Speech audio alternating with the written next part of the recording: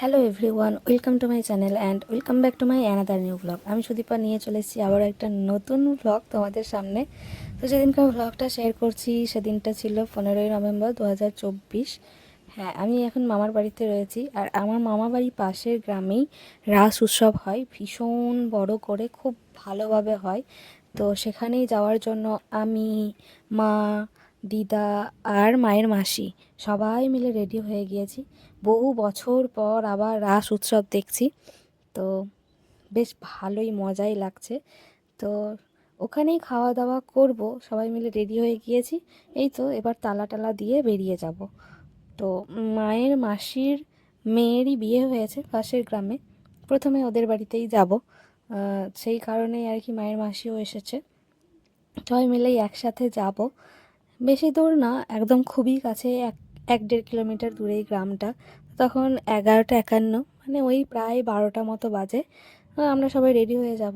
রোদ দেখো, মানে কে বলবে তখন শীতের আভাস শুরু হচ্ছে, এত রোদ আর ভীষণ গরম। মা আর আমি ম্যাচিং ম্যাচিং হয়ে গিয়েছি, দুজনেই কমলা রঙের পরেছি। এই সমস্ত কিছু তালা টালা দেওয়া হয়ে যাওয়ার পর এই তো যাব টোটোতে করে। আসলে দিদার পায়ে ব্যথা, খুব বেশি হাঁটতে পারে না, হেঁটেই যাই অন্যান্য সময়, তবে এখন যেহেতু সুযোগ রয়েছে তাই কি আর করার, চলো টোটোতেই যাই। একখানে টোটো ডাকা হয়েছে, তো গ্রামেরই, তো সেই টোটোতে করেই যাব। হেঁটে গেলে খুব বেশিক্ষণ লাগেও না, 10 মিনিটের মধ্যে চলে যাওয়া যায়।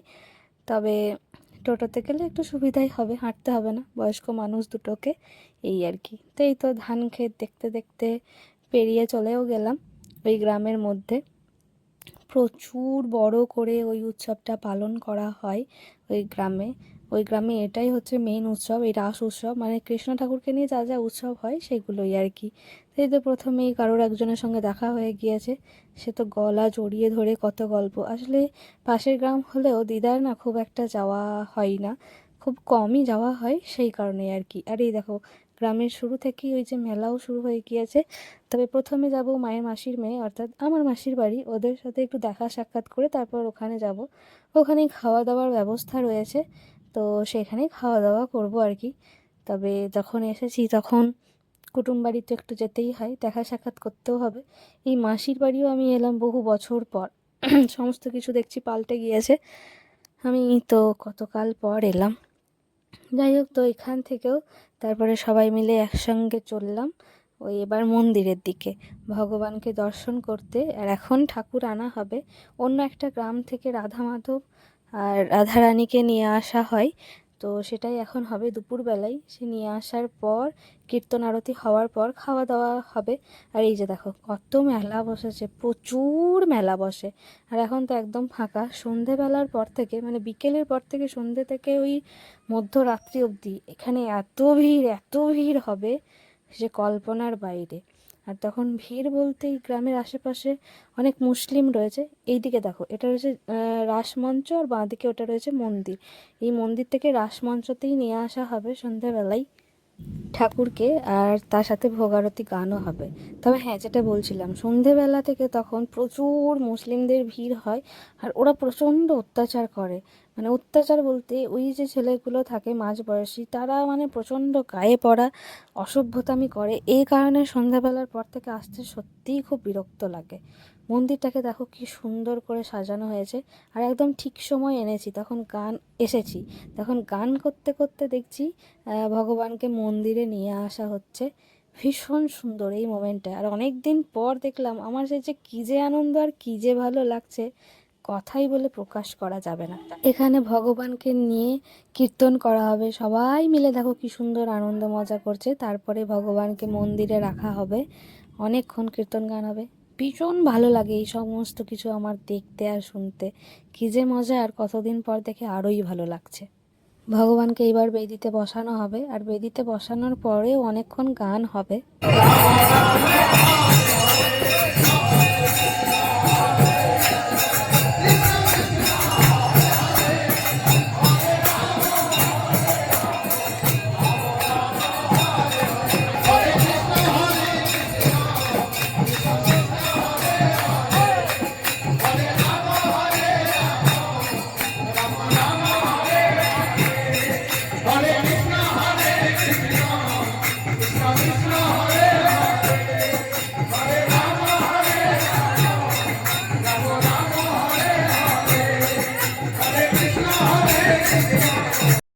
শুধু ওই গ্রামের নয়, ওই গ্রামের আশেপাশের অনেক গ্রামের মানুষ এক জায়গায় একত্রিত হয়ে বেশ মজা আনন্দ করে। আর এই গ্রামে যত আত্মীয় স্বজন থাকে আমি দেখেছি প্রত্যেকের বাড়িতে একদম ভর্তি হয়ে যায়, মানে সবাই আসে। এটা ভীষণ বড় করে উৎসবটা করা হয়, খুবই ভালো। এই যে দেখো, ভগবানকে সিংহাসনে বসিয়ে দেওয়া হয়েছে, কি সুন্দর লাগছে, অপরূপ সুন্দর দেখতে।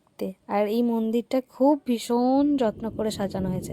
আমি তো ছোটোবেলা থেকে মামা বাড়িতেই থাকতাম, মামা বাড়িতে পড়াশুনো করতাম, তখন প্রতি বছর আসতাম। এখন সব সময় যাওয়া হয়ে ওঠে না, পড়াশুনোর চাপে, নিজের কাজের চাপে। তবে সেবার অনেক বছর পর দেখেছিলাম, কি ভালো লাগছিল। আর তাই পুরোটা ক্যাপচার করে রেখেছিলাম। আর ভীষণ ভালো লাগছে, কত লোকজন, কত মানুষজন দেখো। আর একদিকে খাওয়ানোও শুরু হয়ে গেছে। এখানে যারা খেতে বসেছে তারা খাওয়ার জায়গায়, আর যারা খেতে বসেনি তারা এখানেই নাটচালাই বসে রয়েছে। আমিও না এই চুড়িদারটা অনেক দিন পর পরেছি, এটা আমার অনেক একখানি পছন্দের চুড়িদার। তবে সব সময় চুড়িদার আমার পরা হয় না, তো এভাবে পরেছি, আমার ভীষণ ভালো লাগছে, তাই ওই আর কি নিজেকে একটু ক্যামেরাতে দেখিয়ে নিলাম। তারপর চলো, এই তো দু তিন ব্যাচ ওঠার পর আমরাও এবার খেতে বসে গিয়েছি, আমি, মা, দিদা সবাই মিলে। অনেক অনেক মানুষজন, প্রায় 2-2.5 হাজার মানুষ বোধহয় সেদিন খেয়েছিল।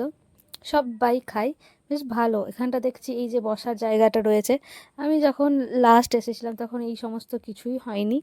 তো প্লেন ভাত, ডাল, সবজি, টক, পায়েস, বুন্দিয়া এইসবই দেওয়া হয়েছিল। প্রথমে পায়েস আর বুন্দিয়া দেওয়া শুরু করা হয়েছিল, তারপর ভাত, ডাল, সবজি সমস্ত কিছু দেওয়া হয়েছিল। আর ভগবানের প্রসাদ মানেই কিন্তু অবশ্যই সুন্দর খেতে।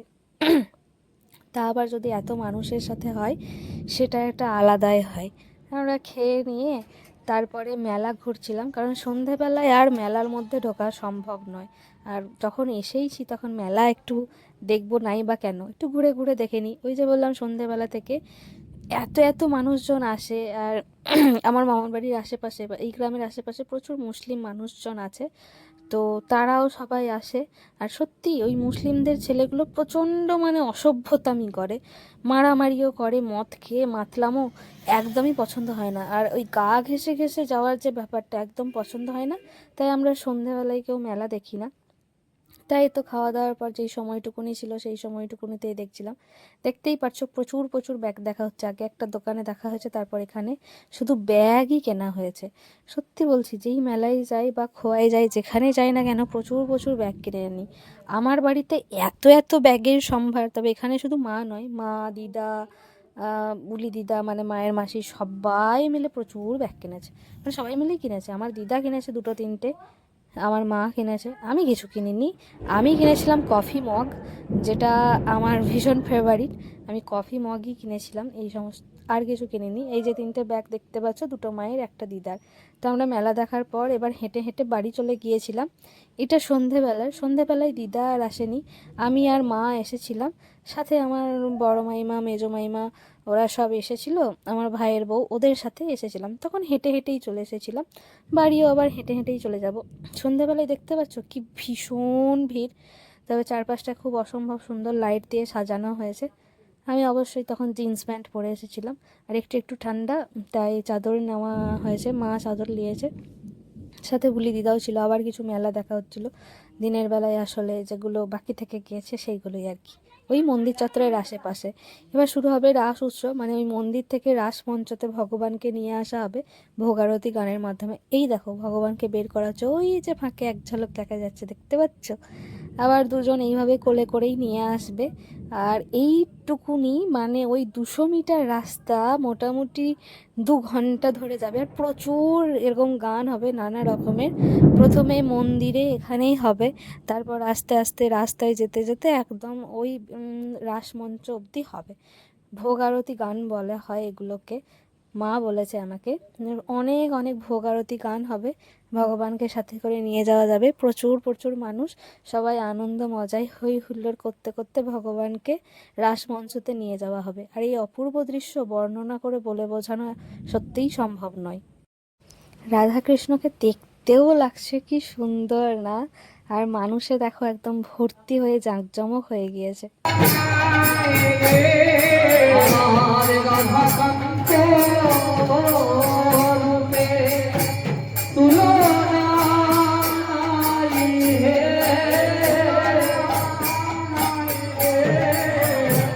নাট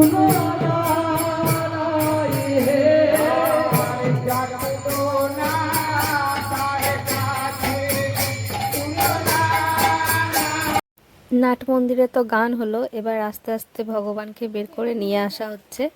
আর এখান থেকে যাওয়া হবে এবার রাসমঞ্চের দিকে। এখানে অনেকক্ষণ ধরে অনেক গান হলো, ছবিও তোলা হচ্ছিল ভগবানের। আর এই যে চামর দিয়ে বাতাস করা হচ্ছে ভগবানকে, আগে আগে গান যাবে আর পেছন পেছন ভগবান যাবে। ছবি তোলা, নানা রকম কাণ্ড কারখানা এখানে চলছে। আর এখানে গান বেশ অনেক কটা হলো। এবার পুরো রাস্তাটা জুড়ে আস্তে আস্তে এগিয়ে যেতে যেতে হবে।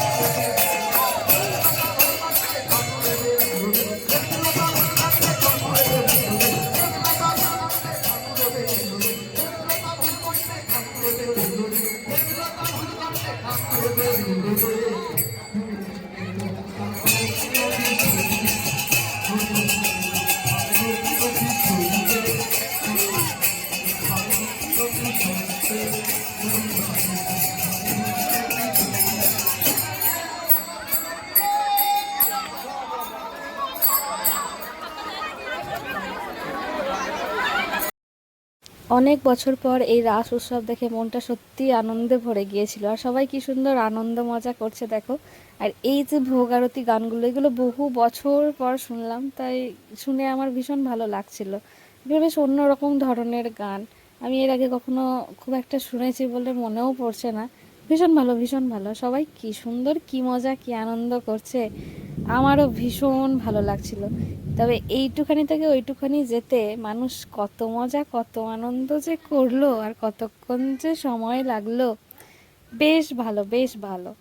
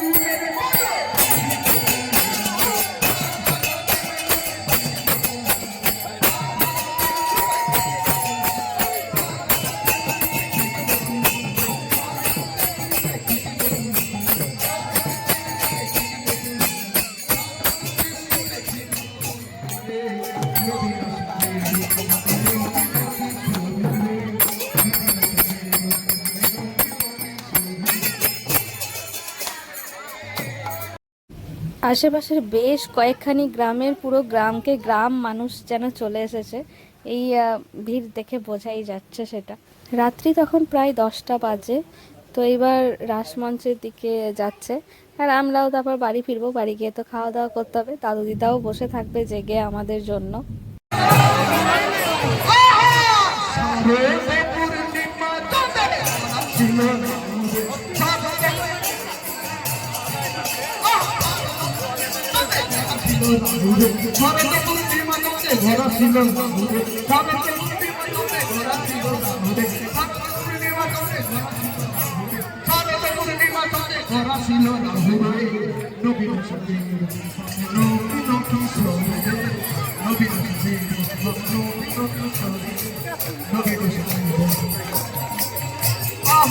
কি দিব তুলনা রূপে, কি দিব তুলনা,